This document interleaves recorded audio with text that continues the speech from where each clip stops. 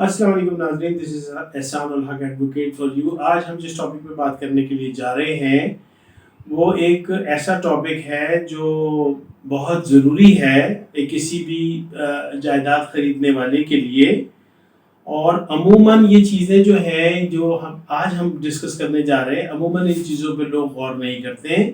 मैं तो समझता हूँ कि 80% लोग इन चीज़ों पे गौर नहीं करते हैं। इसकी वजह से कई दफ़ा गलती जाती है, ख़ास तौर पे पंजाब हुआ, बलूचिस्तान हुआ और ये जो ऊपर के इलाके हैं, इन इलाकों में ऐसा बहुत होता है। कराची में भी होता है, ज़ाहिर बात है कि ज़मीन तो सभी जगह है। तो आज जो हमारी प्रॉपर्टी का जो टॉपिक हम डिस्कस करने के लिए जा रहे हैं वो है कि भाई प्रॉपर्टी में को ख़रीदने में कौन कौन सी अहम बातें हैं जिनका ख्याल रखना बहुत ज़रूरी है। ठीक है ना जी।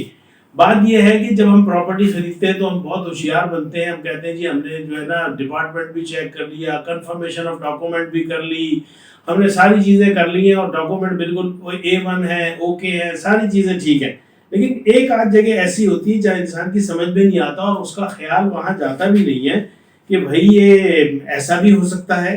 तो इस हवाले से आज हम एक प्रोग्राम आपके साथ कर रहे हैं जिसमें आपको ये अंदाज़ा होगा कि वाकई में कुछ चीज़ें ऐसी हैं जो ओवरलुक हुई हैं, बड़े बड़े तजर्बेकार लोगों से ओवरलुक हुई हैं।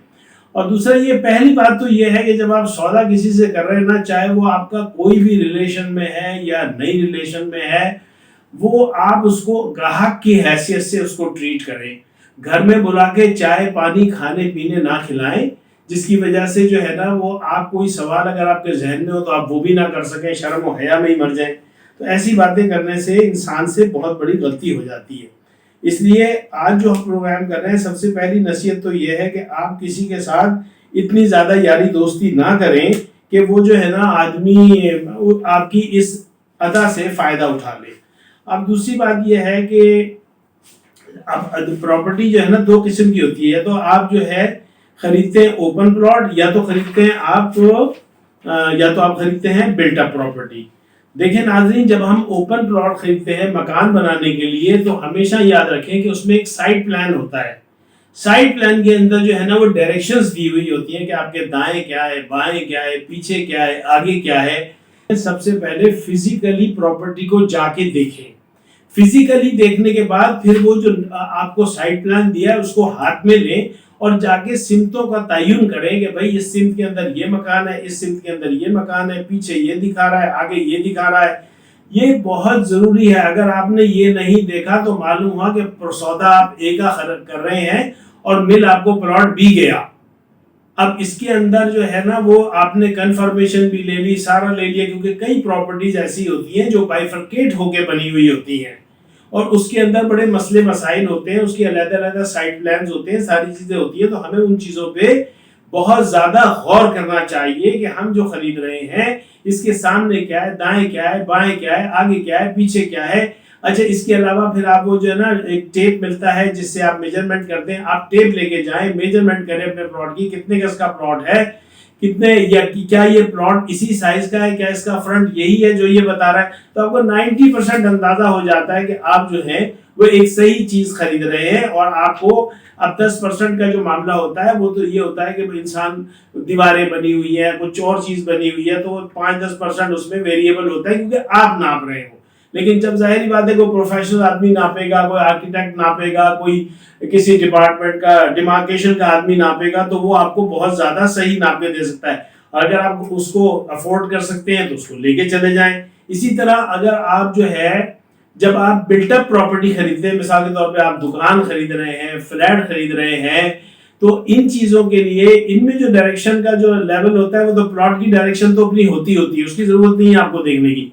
लेकिन इसके अंदर जो एक चीज बहुत ही ज्यादा जरूरी है देखनी कि उसमें लिखा होता है ऊपर ये है, नीचे ये है, दाएं ये है, बाएं ये है।